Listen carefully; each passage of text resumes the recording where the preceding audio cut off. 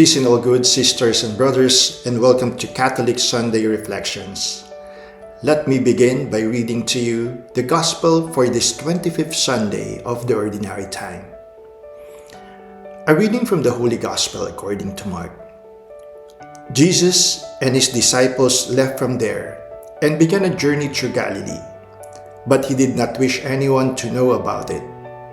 He was teaching his disciples and telling them, "The Son of Man is to be handed over to men, and they will kill him. And 3 days after his death, the Son of Man will rise." But they did not understand the saying, and they were afraid to question him. They came to Capernaum, and once inside the house, he began to ask them, "What were you arguing about on the way?" But they remained silent. They had been discussing among themselves on the way who was the greatest. Then he sat down, called the 12, and said to them, "If anyone wishes to be first, he shall be the last of all, and the servant of all." Taking a child, he placed it in their midst, and putting his arms around it, he said to them, "Whoever receives one child such as this in my name receives me. And whoever receives me, receives not me, but the one who sent me." The Gospel of the Lord. The Gospel this Sunday is from Mark chapter 9, verses 30 to 37, and it is about the second prediction of Jesus regarding his passion, death, and resurrection, which is the apex of his saving mission.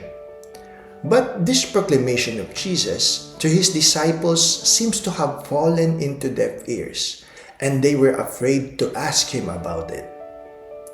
For the disciples, Jesus dying on the cross is something unacceptable because they considered him as the son of David, their political Messiah who will liberate them from the clutches of the Roman Empire. That once Jesus gets into power, they have their own expectations of being placed into a better position. And this is what they are arguing about on the way to Capernaum, if who among them is the greatest. We can infer that the disciples were arguing because of jealousy, and the worst is that they could be pulling one another down in order to place oneself at the top. A negative behavior which we call crab mentality.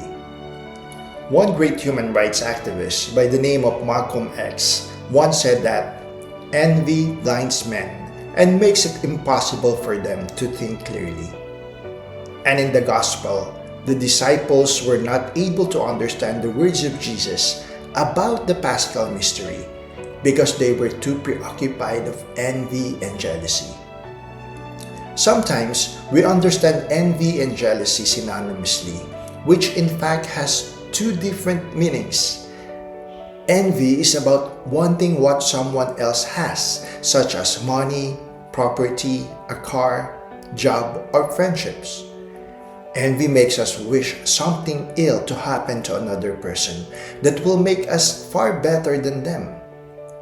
And envy blinds us to see and appreciate the blessings we receive from God. Jealousy, on the other hand, is driven by insecurity, our extreme worry that what we have will be taken away from us by a rival, which we perceive to be more competent than us. Jealousy leads to so many crimes of passion, wherein a person eliminates another person, which he considers to be a threat to something valuable. One good example is the story of Cain and Abel in the Old Testament, wherein Cain, out of jealousy, killed his brother Abel.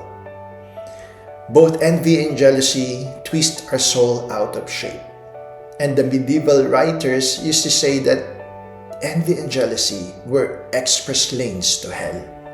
Envy or jealousy can make us so sick that we can't even think straight or even see straight. We become unable to see any good in the people we envy or about whom we are jealous. Jesus Christ, having identified this kind of negative behavior tormenting his disciples, brought them back to their senses, when he placed a child among their midst and told them, "If anyone wishes to be first, he shall be the last of all and the servant of all."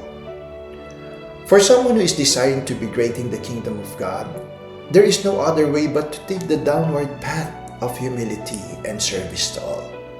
It is about putting our self-interest aside and putting the interest of God above in our lives. Jesus Christ, being an obedient Son of God, have exemplified to us how to take this path when he humbly carried his cross and died for the salvation of all.